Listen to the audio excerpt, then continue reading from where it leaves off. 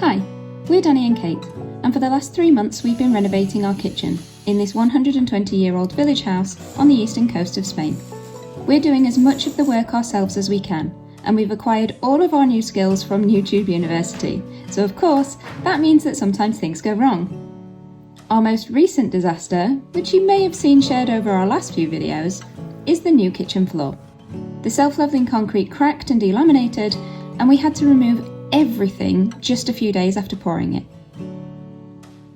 Then we started chipping up the old tiles to get a better look at the subfloor underneath, but that didn't go smoothly either. But we don't like to let our mistakes set us back for too long, so we're back for round number 2, and we hope that you enjoy this video where something actually seems to go right for once, in the end. It does start with another minor disaster, of course, because it wouldn't be a Smithsdale Farm video if it all went completely plain sailing, would it?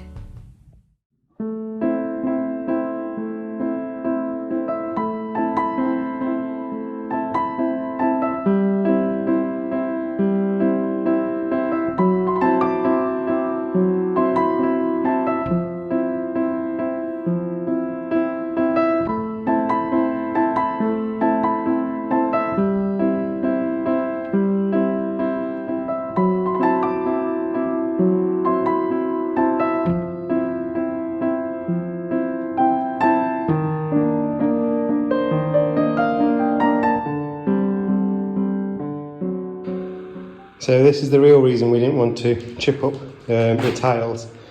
Luckily the yellow ones have come up quite easily, but these ones are quite well stuck down. And as you're getting them up, 1 or 2 are popping off, but a lot of them are also basically going down to the subfloor or beneath the subfloor, and it's coming up with it. So you can see that's the tile, and then that's the concrete subfloor. And then this is it's kind of like a mud or rubble packing on top of the arches. So like that hard stuff there, that'll be the arch of the ceiling downstairs. So it's something we really don't want to disturb too much. Hence we wanted to just cover them and leave the floor fairly solid.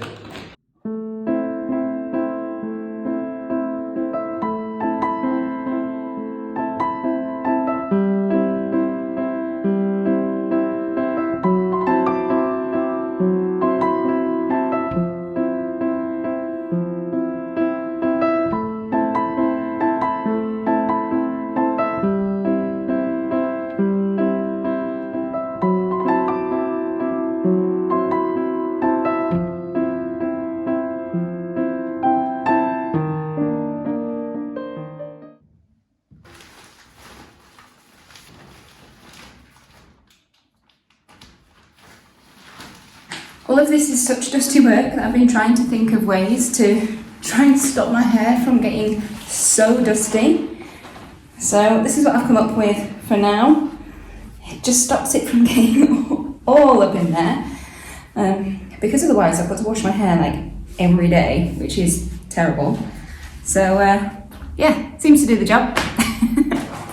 It's the summer holidays and Isabel's been off nursery for a couple of weeks. So Danny and I have been tag teaming to get as much done as we can and not just kind of put everything to a halt. Renovations with a baby are not to be underestimated. We also have not had a kitchen we've not had a real kitchen since we moved here in October last year. And we've not had anything from this kitchen for coming up to 3 months now. Luckily, we do have some people coming to stay. We've got some family coming in a couple of days. But not only is it great to have family to come and stay, and we love having people here, but also it means that we can get some work done.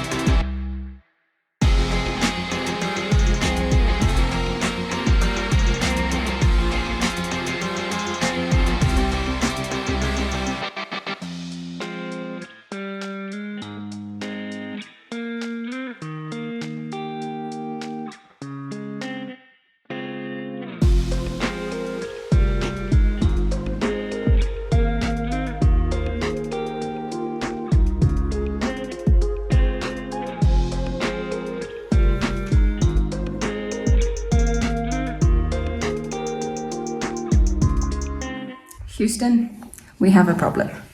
This is what we were afraid of, and this is why we didn't want to pull up the tiles. We're all the way down to the beams.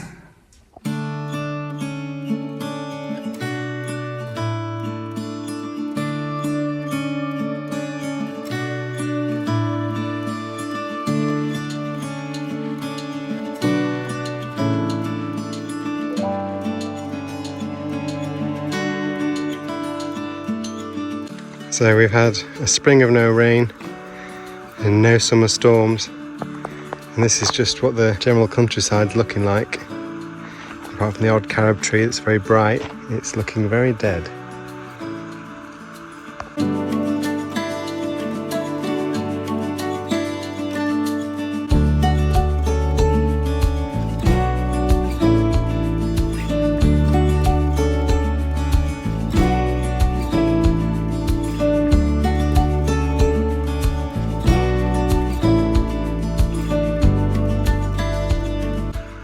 This is a Mediterranean oak bush. It never gets much bigger than 1 or 2 meters, but it's well adapted to this climate, and I think this just shows you how dry this year's been.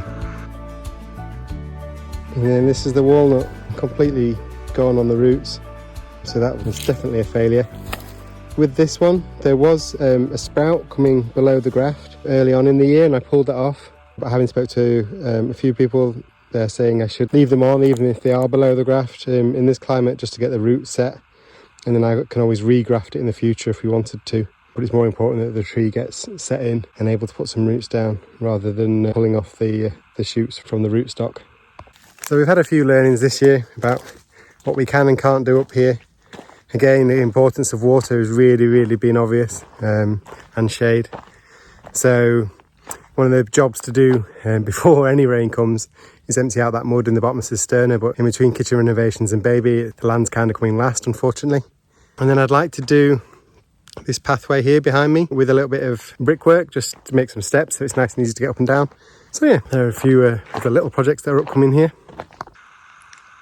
And this poor little guy, his little renovation keeps dropping down the list.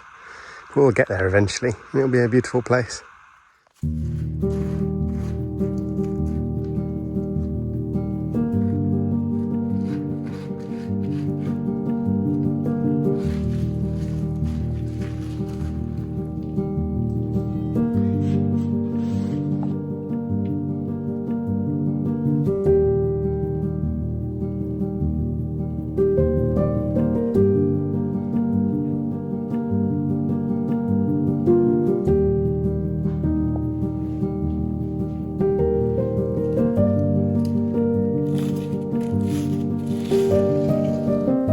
Some of the tiles chipped up quite nicely, but others not so much.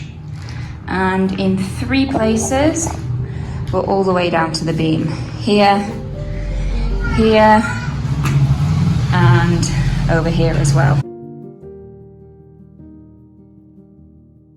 Hello, I thought I would just catch you up to speed a little bit because there's been a bit of a pause between that last set of footage and where we're at now. So there's been a massive cleanup operation in here.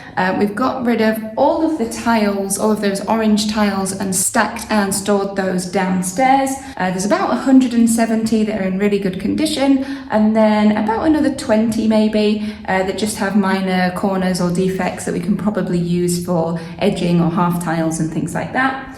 Then we've also sorted out all of the terrazzo that was in the middle of the floor here.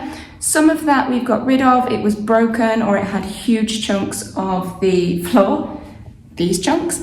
Some of it we were able to actually salvage from this mess. So we've got about 16 tiles that are not too bad. Some of them are a little bit chipped, or the wonky edges where we had to kind of chip down the edges to be able to loosen them up. But those 16 we'll end up taking up to the land and using for a project up there. We might turn them into something like some bench seating or a little patio area by the cabin, or who knows, we're not sure what we'll do with them yet, but it'll be a good thing to take them from here and give them a second use. So that's one good thing. We've managed to save a lot of tiles and we can use those in other projects in the future.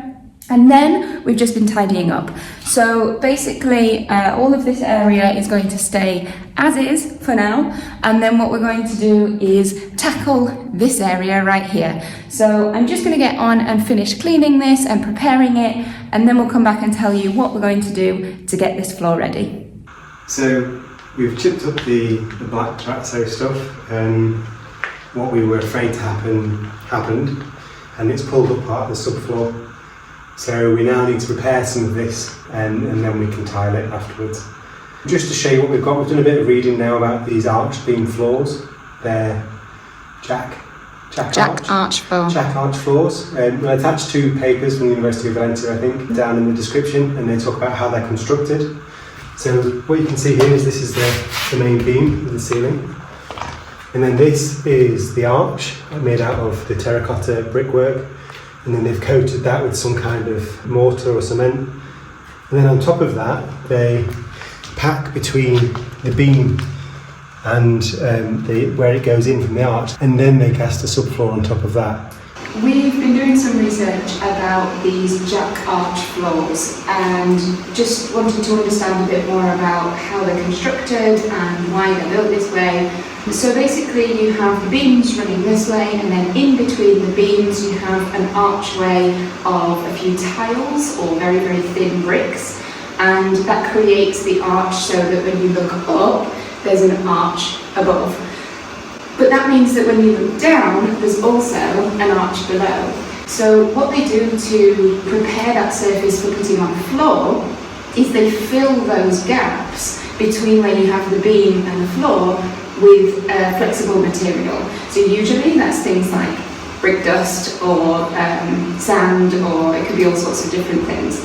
In our case, it was very old, dry, dusty, whatever they had to hand. So it was a mixture of construction dust and gravel and just a bit of everything, cigarette packets, whatever they had.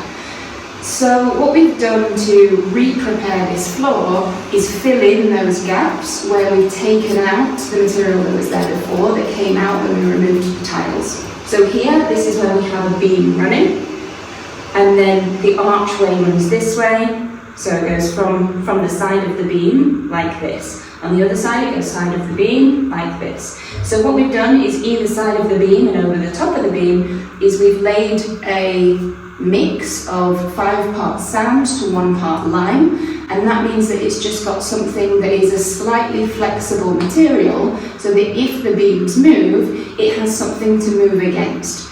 Then when we put the subfloor on top again, that sits above it, and then that's got something that underneath it has that slight movement and shouldn't cause the top to crack. That's the theory, that's what we're going with, that's how it was done before, traditionally, so that's how I'm going to do it again. So we've packed in this material dry. It doesn't need to be completely level, it's just to fill that gap and make sure that the beams are covered. And then we've just put a spray of water over the top, just to ever so slightly create a crust that we can then pour the material onto. It's still soft, it's still flexible. If I pushed my finger into it, it would break up, but it's just giving it that top layer so that it's not powder. We don't want to be pouring concrete straight onto a powdery surface, and that just gives it a little bit of something to sit on top of. We've used hydrated lime rather than NHL or something different because we don't want this to be hard setting. We want it to be something that stays as a soft, flexible material, and the hydrated lime is the best for that.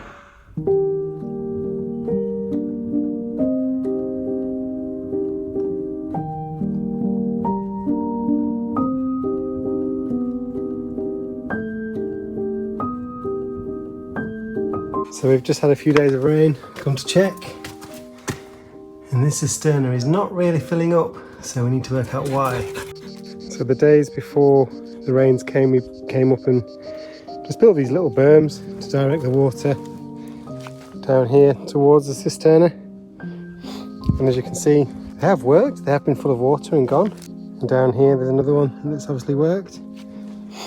But the cisterna is not filling up, and I've got a feeling this crack might be the culprit, because that runs down here, runs down there, and then over here towards that crack. I don't really know how deep that is, so I need to block that up. And then goes across to a little entrance hole at the base there.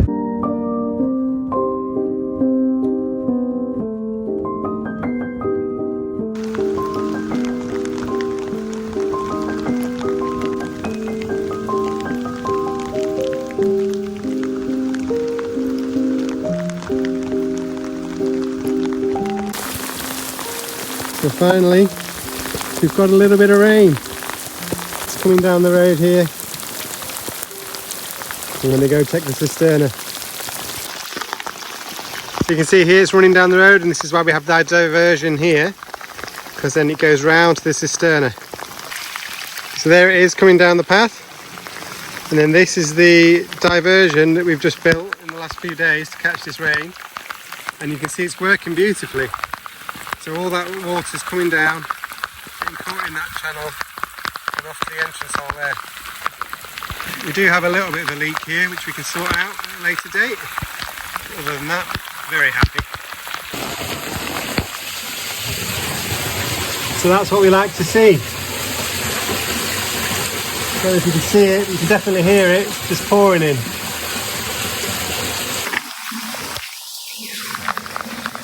You can see we're still losing a little bit under here, and it's running down the path still a bit. So there's a little bit of improvement we can have there, just channeling that last bit.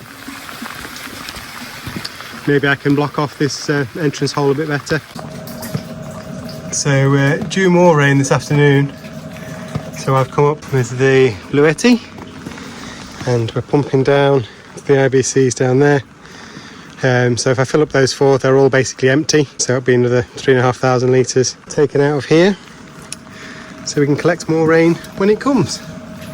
And you can see how light the rain is, just a gentle trickle coming down, going right into the cisterna, which is exactly what we want.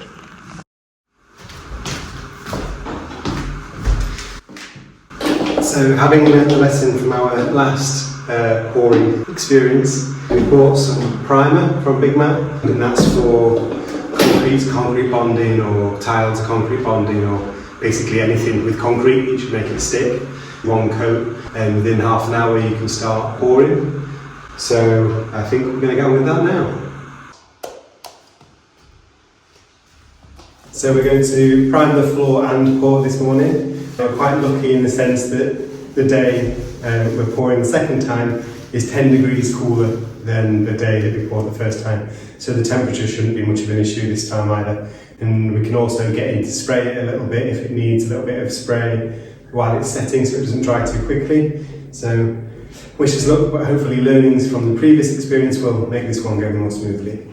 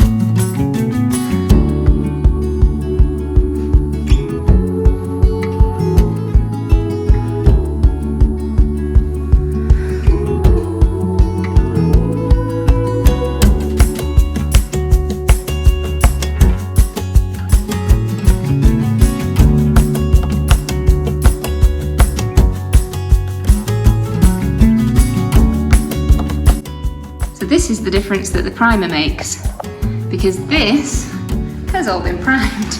And then this is where it's just seeped over the edge that hasn't been primed and it's already drying out. It's just sucking that out completely.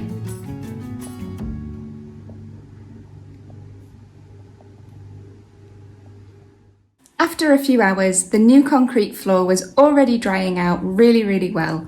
But you'll have to wait until the next video to see the final results. Thank you to our patrons and to everyone for watching, and we'll see you on the next one.